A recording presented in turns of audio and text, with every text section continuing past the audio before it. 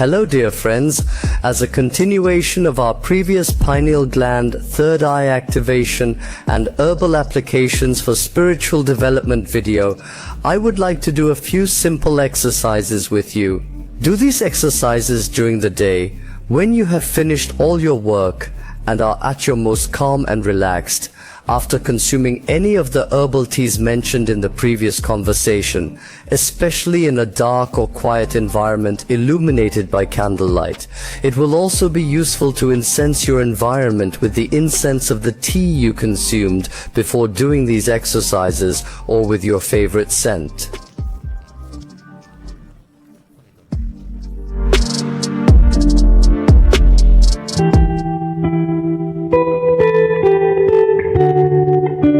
Now lie down and close your eyes. Focus on the darkness you are in.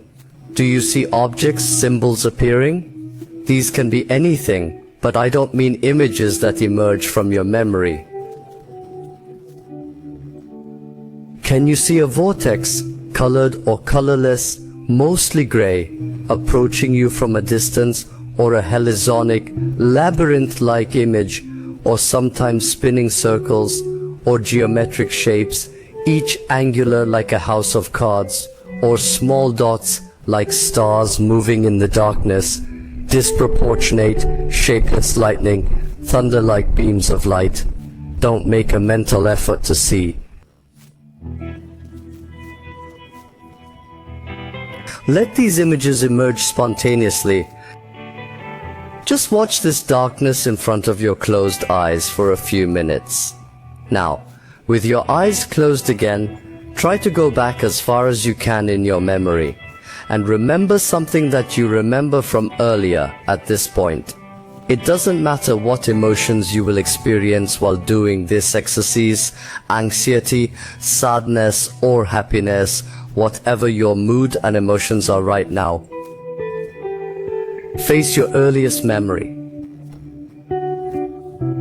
In doing so, you may feel a slight pain or throbbing in your head. You may hear strange noises in the nape of your neck. You don't need to explain. I know your ears don't hear those voices either. Don't worry. You think for a few more minutes to find something else that is the oldest among your memories. Describe that oldest memory that you can find now without opening your eyes, in the darkness you are in. Recreate that memory. Look at it as if you were watching a movie. If there is something you have touched, touch it again. If there is something you have said, say it again. All the details. Put it all back in its place in a unity. Feel in your soul again whatever emotion you experienced in that moment, whatever sadness, happiness, anxiety, or regret. Face it. You have now recreated time in a space of your own. This is your space. Now do whatever you want to change there. Don't worry, because only you have a say here.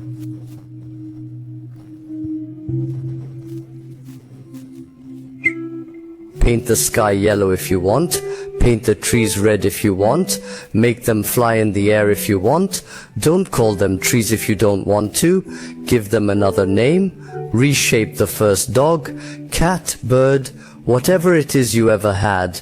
Be whatever you want to be. Become what you want to be. Become what you feel you lack in life. Forgive and forget if you haven't forgiven so far. You are not in a dream. It is a time you organize as you wish in your own world, and live the contradictions you want in your life as you wish. Green the cherry trees in the bitter cold. Pluck the berries under a blanket of white snow. Touch them and remember the taste, the smell. Experience the sensations.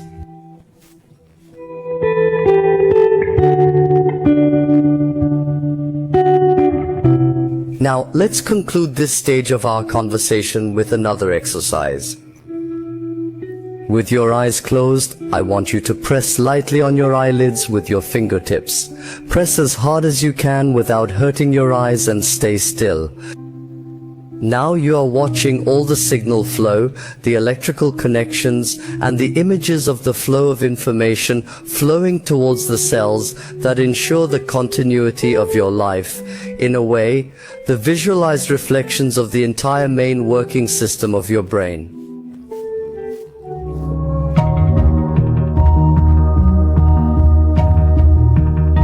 Yes, dear friends, I would say that doing these imagination exercises every day is useful in activating the pineal gland.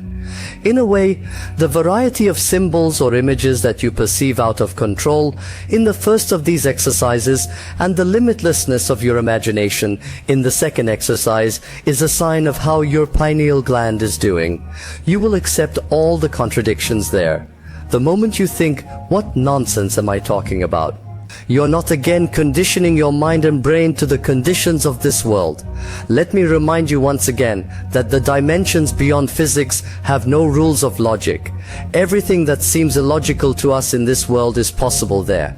So what happens if the pineal gland opens? What changes in our lives? What does it mean to see and understand with the third eye, the eye of the heart?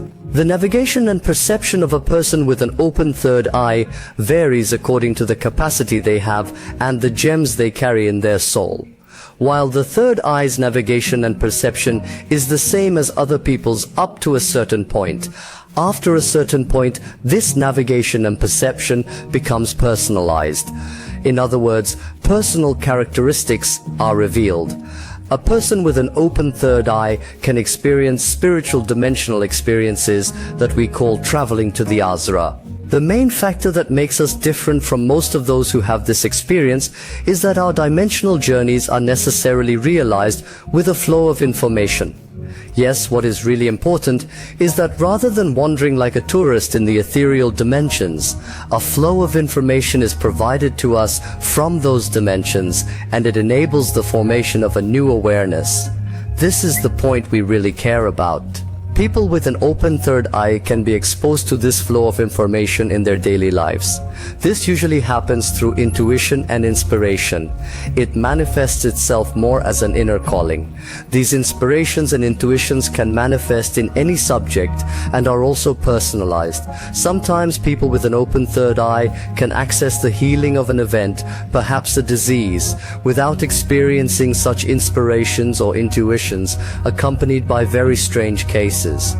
Because in a universe where there are no limits in the circle of possibilities and causes, we deceive ourselves with the delusion that we are living lives that are no different from the victims in a spider's web, in a web of conditioning and acceptance, without being aware of the abilities we have.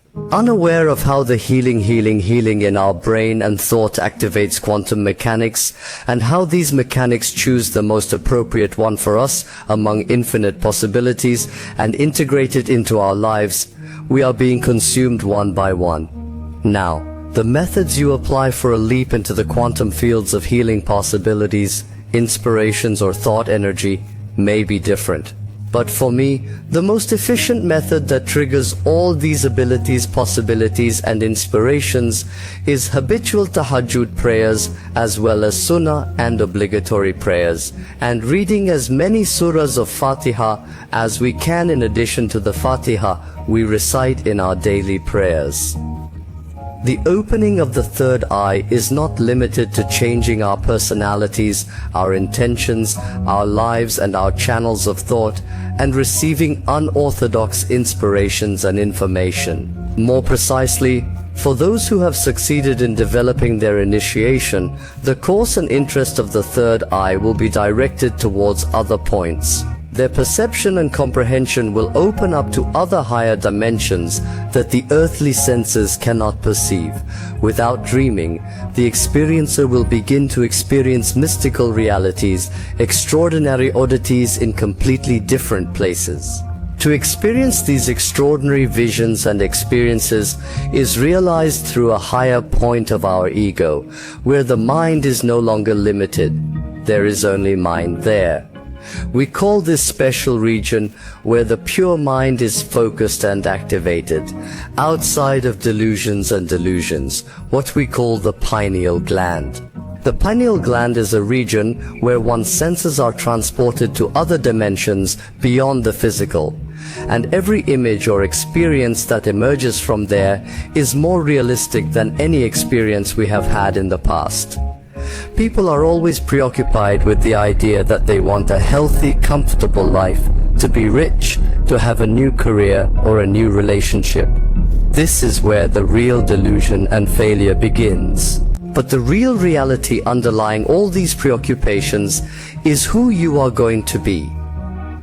Beyond what we are taught in this world, what is attributed to us, who we are accepted by others and by ourselves, it will only be possible to reach the consciousness of who we really and essentially are by reaching a wholeness with everything. The more unified we can be neurologically, biologically, chemically, hormonally, and genetically, the more unified we can be in the heart and mind. This wholeness actually allows the idea that you have everything but you are nothing in the face of it to come to light. And that, dear friends, is the end of another conversation. Before closing, let me drop this tip here as a note.